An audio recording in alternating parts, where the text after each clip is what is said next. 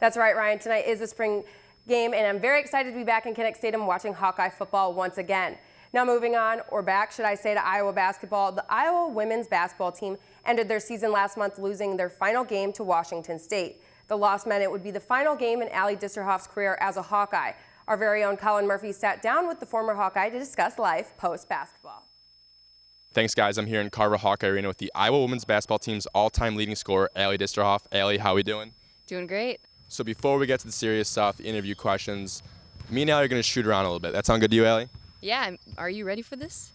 I mean, I don't know. I think you're going to beat me. I'm pretty rusty, but I'll give it a shot. Already down 0 in a game of Iowa, I took my shot. Unfortunately for me, Allie matched it with a half-court shot of her own.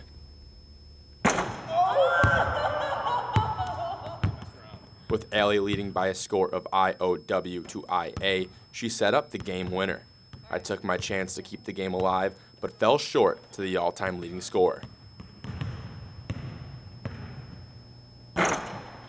Oh. It was a good game. Okay, so first thing I wanted to ask you, you grew up in Iowa City. What was it like growing up in Iowa City being a Hawkeye fan? I mean, it was great. I went to camps when I was a young girl. I went to a lot of the games. That's just kind of how I grew up. My mom played basketball with a few of the Iowa coaches, so I was always really interested in coming and watching the games. Loved basketball from a young age. Basketball is big in our family, so it's something we've all shared a common bond over for a really long time. So I've been a Hawkeye fan since I was a little girl, and it was just a dream come true ending up here. How did the recruiting process take place? Do you know you wanted to come to Iowa the entire time? Were you recruited by other schools, or was Iowa really the only D1 school looking at you? I was recruited by other schools too. I think deep down I always knew that I wanted to be a Hawkeye. It was just kind of waiting for that offer to come. So I started getting recruited. It was probably my sophomore year of high school. I made a switch to a different AAU team, which really helped accelerate the recruiting process. And I got looks from a number of the Big Ten schools, not any offers.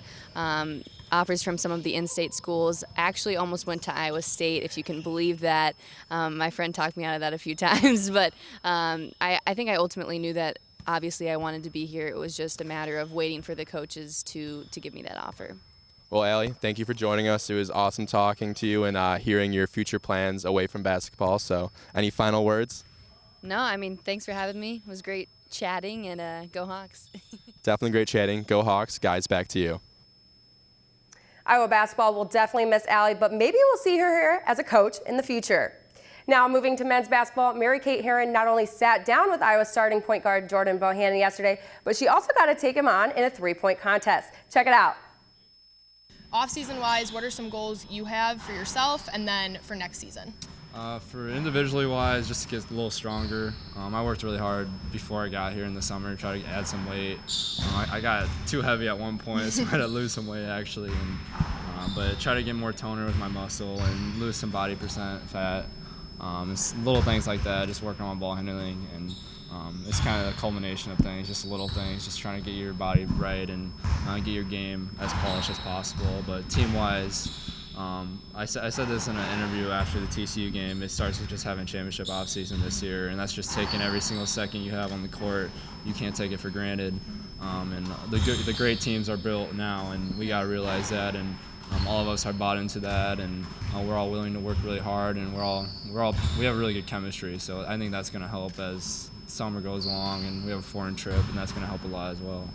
And then now, so you're a big three-point shooter, obviously point guard, so that makes it a lot harder to guard. But I think you're one of two freshmen in the country with 175 plus assists and I think 85 plus threes, so that's pretty good.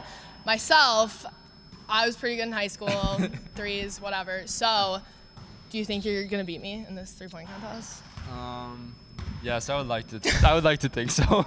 I would hope so too, but whatever. But so now me and Jordan are going to go shoot. So you ready? Yep. All right, let's go.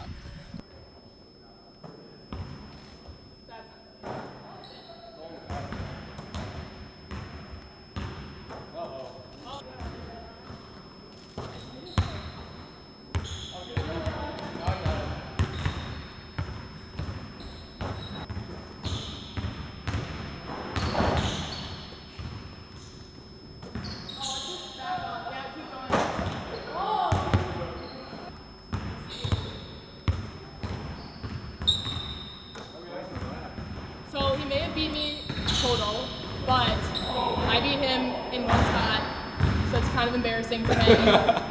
But it does, but like it's not at the same time because I'm really good too, so I get it. But Makes sense. yeah, makes sense. You can catch both Mary Kate and Colin's full interviews with Jordan and Allie on the Daily Iowan YouTube page.